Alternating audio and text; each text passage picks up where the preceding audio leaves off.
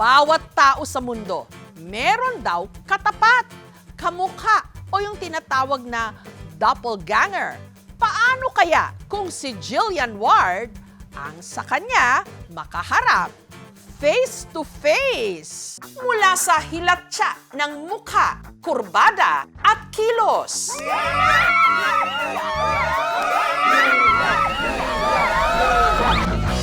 Ako po si Eliza de los Santos, ang Jillian Ward ng Quezon City.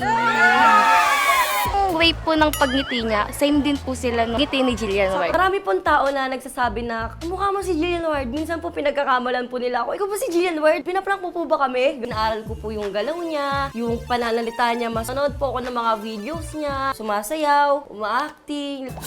Nong! Kaon na ka mo diri! Manamit ang batchoy naman! Nong! Kaon na po! Kakain ka ba o hindi? Pawalo ka. Kajua. Lubaya? Sabi ko pa sa salawin, ganda mo no? Swerte ka din talaga, may kamukha kang artista eh. Tama yung kamukha mo po, sikat na sikat pa. Grabe. Guwapa. Hanggang si Eliza, ginamit na ring talent sa May Ilonggo Girl. Nakasama ko na po si Jillian Ward sa mga event, mga content. Nag-TikTok po kami. Sobrang bait niya. Smoother and softer skin. Cut! Ano ba yan? Sugar ng kapatid mo, tigas ng dila. Samantala, may isa pang Jillian Ward variant dito sa Cotabato City, sa Mindanao.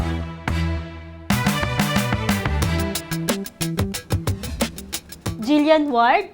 No! Ako to, si Faricia Kusain, ang inyong Cotabato girl. Hawig talaga niya. Siya si Faricia. Maalala ko po, may nag-viral po na picture ko po. Kapatid picture ni Jillian. Tapos sabi nila kamukha ko daw. May mga nagpapa-video great din po sa akin. Nagpapa-picture din po. Yung ilong namin matangos. Yung lips namin maliit. Yung mata namin chinita. Siguro magka-vibes kami. Charis. Talagang nung bata pa siya, gigil ako kasi maganda, pretty talaga, cute na bata.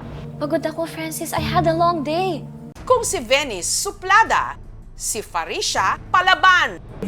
Mayong aga po. You're late. Alam mo, may photoshoot ako ngayon, diba? Ba't di ka lang dumatay? Pinapaglaban ko po kung anong meron ako. Ayoko po yung binababa ako ng mga tao. Hiwalay na ang mga magulang ni Faricia. Nandito po ako ngayon sa lola ko nakatira. Side po siya ng tatay ko po. For very close kami kasi ako na yung tumatay yung nanay nila. Yung dalawang lola ko po kasi, ako po talaga yung nagbantay sa kanila. So yun po yung purpose ko, yung matulungan sila. Pero paano na lang kaya kung ang tatlong Jillian Ward magharap-harap? Si Faricia lumipad pa Maynila. Wala siyang kaide-ideya na may sosorpresa sa kanya. Hihiligin. Uy, makakry.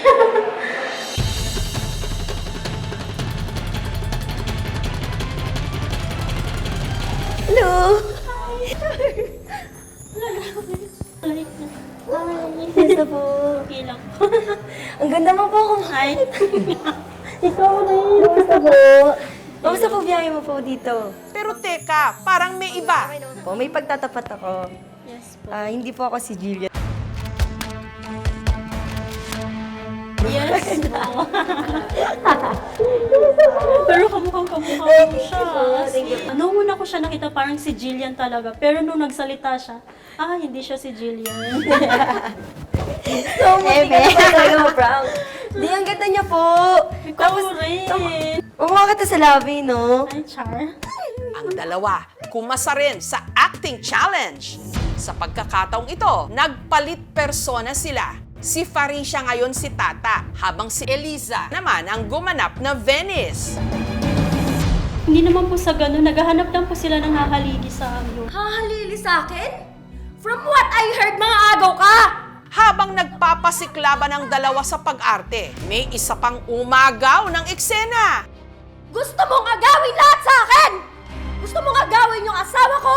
Walang iba kundi ang original, opo, ang totoong May Ilonggo Girl na si Jillian Ward. Hubarin mo yan! Hindi naman po sa Hubarin ganun. mo yan! Hindi po. Hubarin mo yan! Ano?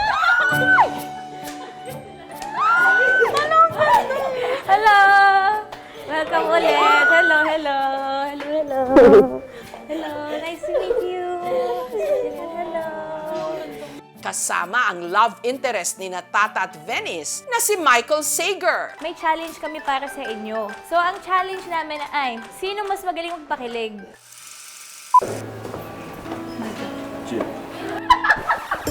Hindi niya kaya. Lambingin mo naman ako. Yan! Michael, huwag ka magsasmile. Ang ganda mo naman. Ano naman ako dito? Sinabihin ako maganda. Thank you so much. Tapos sobrang bait po talaga niya. I love you. Thank you. Kay Jillian, sobrang thankful ako, then sobrang kilig. For the first time in my life, nakilala na kita at syempre nakasama pa sa KMJS. Oh my gosh. Kay Ate Felicia, nakikita kita sa Facebook feed ko. May mga nagtatag sa akin since mga 14 years old ako. So I'm happy that I met you and I wish you all the best. Mag-ingat ko po parate and sana more meetings pa soon. Kay Elisa, thank you kasi nakikita ko yung mga TikTok siya. Sobra talaga yung effort niya.